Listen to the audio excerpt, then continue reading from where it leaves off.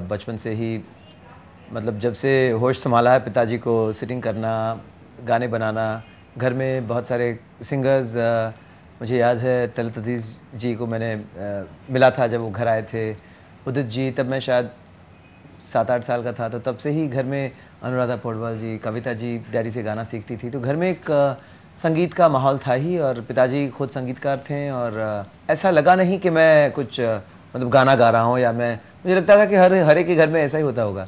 और हम लोग मैं शायद 4.5 या 5 साल का था एट द मोस्ट जब हम लोगों ने, मैं, सागरिका, मेरी मम्मी, हम सब मिलकर एक बंगाली एल्बम में गाना गाए।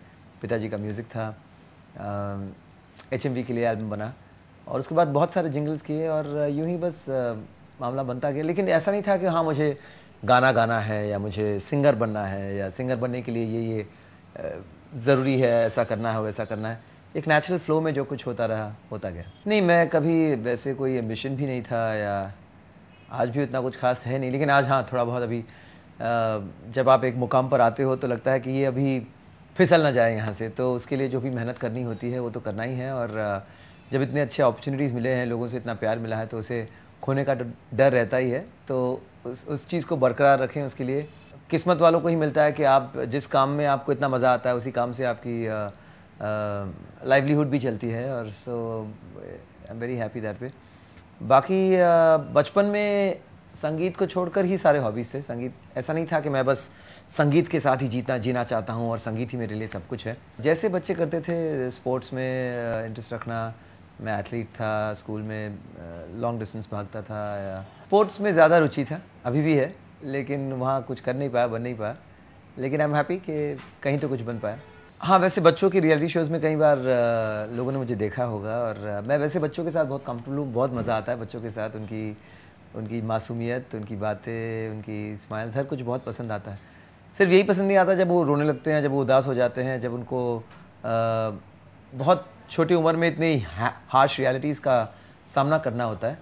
तो कहीं ना कहीं अगर मुझे अपने बच्चों को भेजना होता तो मैं कभी नहीं करता रियलिटी शोज़ में। I think it's too early for them. वैसे भी स्कूल में चल रहा है कंपटीशन ये वो, और फिर अलग से आप इस शो में भेजते हैं बच्चों को। लेकिन 2-3 साल में मैं जो देख रहा हूँ कि बड़ों से ज़्यादा बच्चे और समझदार हैं और वो अपनी जो है जीत को भी उतने ही सोच समझ कर लेते हैं और अगर आउट भी हो जाते हैं तो काफ़ी समझदार हैं। It's amazing. मैं किस्मत को मानता हूँ और मैं मानता हूँ कि डेस्टिनी प्लेज अ रोल। तो चाहे आप कुछ भी कर ले, जितने भी हाथ पैर मार लें, अगर जो होना है सो होना है। और मुझे अपने ज़िंदगी से बहुत कुछ मिला है और इतना कुछ मिला है जिसका मुझे खुद कोई एक्सपेक्टेशन नहीं थी। तो जब भी मुझ में अगर I mean we are all human, कहीं ना कहीं वो एक फीलिंग आती है कि काश अरे यार ये मुझे करना चाहिए था, मैं ये करता तो अच्छा हो जाता, ये मेरे लायक ये काम है। तो ख़ुद को मैं समझाता हूँ कि जितना मिला है उससे खुश रहो और ज़्यादा इस चीज़ को लेकर ज़्यादा सर न खपाओ और नींदें न खो, क्योंकि हर एक का वक्त आता है और वक्त फिर लौट कर भी आता है। So just be patient and hang in their and do your thing. नहीं, मैं पर्सनली यही मानता हूँ कि प्लेबैक सिंगिंग का जो गोल्डन पीरियड तो काफ़ी साल पहले ही ख़त्म हो चुका है, लेकिन playback singing is on its way out, क्योंकि आज movies are becoming more realistic और सिचुएशंस भी, और लोग वो टिपिकल हर तीसरे सीन के बाद एक गाना, रोमांटिक गाना, लोग नाच रहे, डांस कर रहे हैं, वो काफ़ी हद तक कम हो गया है।